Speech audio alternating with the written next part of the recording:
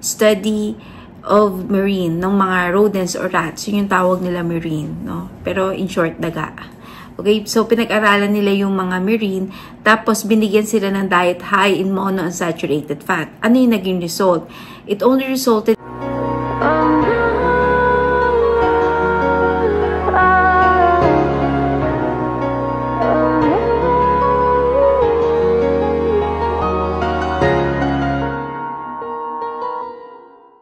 Hi everybody, I'm Doc Mengay. For today's vlog, sasagutin natin yung tanong, bakit nakakasama ang mantika sa kalusugan?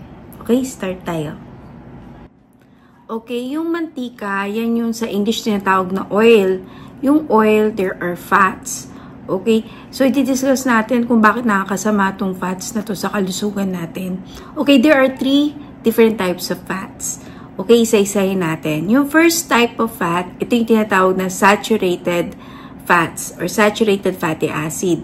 Ito yung mga solid at room temperature. Example niyan yung butter, beef fat, coconut oil, and palm oil.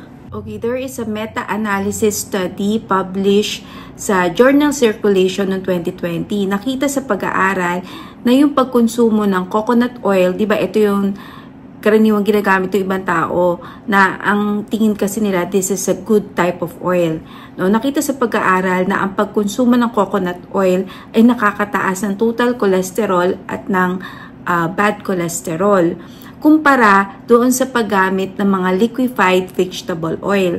Ito yung pag-aaral, okay, pakita ko sa inyo dito sa left side ko. Ayan yung exact conclusion. Okay, coconut oil consumption results in significantly higher LDL cholesterol. Yung LDL, yan yung bad cholesterol. The non-tropical vegetable oils. Okay, another type of fat, yung tinatawag na unsaturated fat. Yung unsaturated fat, divided din sa monounsaturated fat at saka polyunsaturated fat. Yung monounsaturated fat, no, included dyan yung olive oil, yung canola oil, peanut oil, almond, avocado, safflower oil, pati yung egg and lard included din doon. Okay, yun naman polyunsaturated fat, included naman dito yung corn oil, salmon, may oil yun flaxseed oil, soybean oil, sunflower oil, and cottonseed oil. Okay, yun naman polyunsaturated fatty acid. Ito naman divided into 2 type of fatty acids. Yung omega-3 fatty acid and omega-6 fatty acid. Yung omega-3 fatty acid, ito yung may anti-inflammatory effect. So, maganda siya sa kalusugan. Nakaka-inhibit to, nakaka-prevent magkaroon tayo ng mga chronic illnesses. And then, yun naman omega-6 fatty acid, ito yung may inflammatory effect, pro-inflammatory effect. No? Nakakasanhi ito ng chronic illnesses like heart disease. Okay, yung third type of fat naman, ito yung trans fat. So, di ba nabanggit ko na yung dalawa? Yung first, yung saturated fat. Second, yung unsaturated fat. And then, ito, itong ang trans fat. Itong trans fat naman, ito yung dietary fat that are made when a liquid oil is made to solid one like yung shortening or margarine. This type of fat is very dangerous for our health kasi nakakasanhi ito ng sakit sa puso. Okay, so i-share ko sa inyo tong chart na to. This chart came from an article written by Dr. Caldwell P. Esselstyn. He is a cardiologist. Yung title ng article is Oil Healthy. Na-publish to sa International Journal of Disease Reversal and Prevention. So, dito nakasummarize na yung mga pag-aaral tungkol sa oil at ang epekto nito sa kalusugan. Tapos, yung results din nandito na. Sige, isa-isahin natin na. Okay, dun sa first one sa chart, ito yung study made by Chinoda. Ito yung pangalan ng researcher. Okay, pinag-aralan niya yung mga marine. So, this is a 4-month study of marine, ng mga rodents or rats. Yun yung tawag nila marine, no? Pero in short, daga. Okay, so pinag-aralan nila yung mga marine, tapos binigyan sila ng diet high in monounsaturated fat. Ano yung naging result? It only resulted in obesity and diabetes. Okay, yung susunod, ito naman yung study made by Rudel.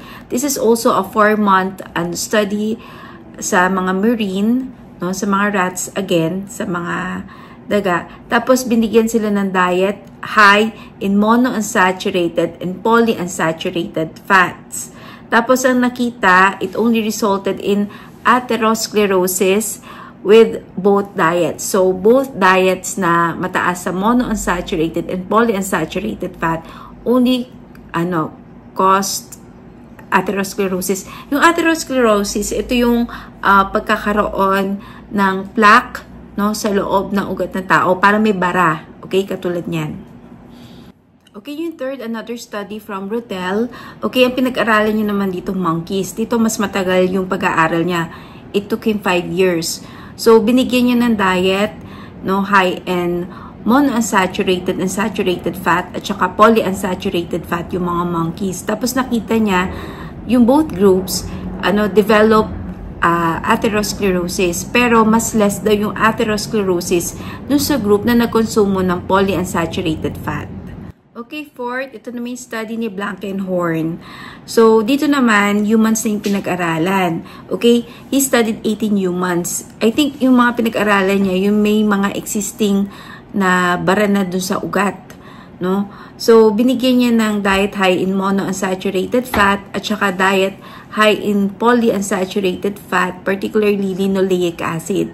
So, nakita niya na yung atherosclerosis nung mga patients o nung mga participants lalo nag-progress. Okay, meron din study ginawa si Ong. Okay, pinag-aralan niya humans din. So, he studied 16 men. Okay, tapos binigyan niya ng diet high in monounsaturated fat. Tapos nakita niya, nagkaroon ng decreased flow mediated dilation. Ito yung delay sa pagluwang ng isang ugat kapag mataas ang daloy ng dugo dito. So, parang naapektuhan yung daloy ng dugo kapag nakakakonsumo daw ng pagkain high in monounsaturated fat. Okay, next study by Vogel. Pinag-aralan din niya humans. So, tinignan niya yung epekto ng Mediterranean diet dun sa blood flow. Okay, di ba yung mga Mediterranean diet, they use olive oil mostly. Tapos, pinag-aralan din niya yata din yung Mediterranean diet using canola oil.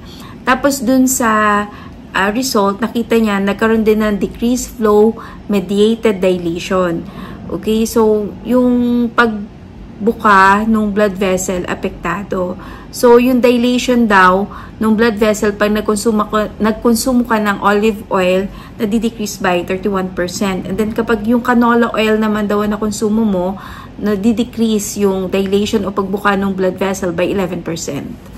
Okay, susunod na study by Christian Rueda Clausen. Okay, pinag-aralan din niya 10 young healthy humans. Tapos, tinignan niya yung epekto ng olive oil, soybean oil, at saka palm oil dun sa ugat ng isang tao. Tapos, nakita niya na naapektuhan yung ugat ng mga tao na nagkonsumo ng mga oil na yon. Tapos, tumaas din yung kanilang triglycerides or stored body fat.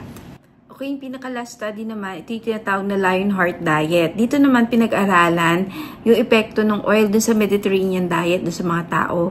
Nakita nila, after 4 years, 25% ng participants dun sa study, nagkaroon sila ng cardiac event. Nagkaroon sila ng heart attack, stroke, or death. Okay, si Dr. Caldwell Esselstyn, may ginawa din siyang study. So, yung 198 patients na meron mga cardiovascular disease, he asked them to follow a whole food plant-based diet without oil. So, kakainin nila fresh fruits and vegetables without oil. And then, yung 89% na naging adherent o sumunod sa kanya, almost 100% ng mga patients after 5 years, hindi sila nakaranas ng any cardiac events like heart disease o heart attack, stroke, and death. Okay, may bisita ako. Okay, in summary, ang pagkonsumo ng processed oil ay nakakaapekto sa endothelial function at saka nakakasanhi ito ng atherosclerosis o pagkaroon ng bara dun sa mga ugat. Okay, yung whole food plant-based diet without processed oil can actually reverse or arrest any cardiovascular diseases. Okay, sana may natutunan kayo sa vlog ko. If you like this video, don't forget to click the like button and subscribe to my YouTube channel. Bye-bye!